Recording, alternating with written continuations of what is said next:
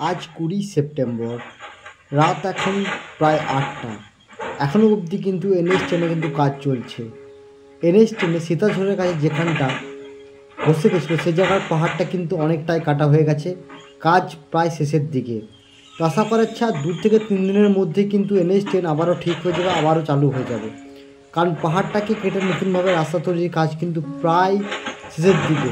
পাহাড়টা কাটা হয়ে গেছে, এই পাহাড়টা কাটা হলেই পরেই মাটিটাকে জাস্ট ড্রেসিং করে রাস্তা কিন্তু আপাতত চালু করার একটা প্ল্যানিং রয়েছে ওয়ান সাইড করে। তো খুব তাড়াতাড়ি কিন্তু NH10 আবারও চালু হয়ে যাবে। তো যারা সিকিম আসতে যাচ্ছে তারা নিঃসন্দেহে আসতে পারো। আর এখন সিকিমের আপডেট ভিডিও পাওয়ার জন্য অবশ্যই চ্যানেলটাকে সাবস্ক্রাইব করে রেখে পাশে থাকা বেল আইকনটাকে প্রেস করে দাও।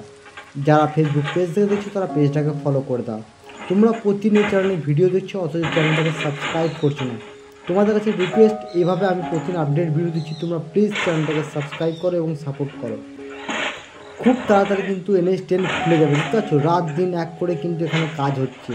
পাহাড়টাকে কেটে নতুনভাবে কিন্তু রাস্তা তৈরি করা হচ্ছে এবং এই রাস্তা কিন্তু খুব তাড়াতাড়ি খুলে যাবে।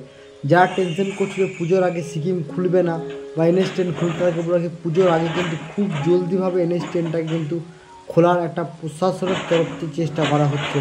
কারণ পুজোর মরশুম, পর্যটক প্রচুর আসবে এখানে।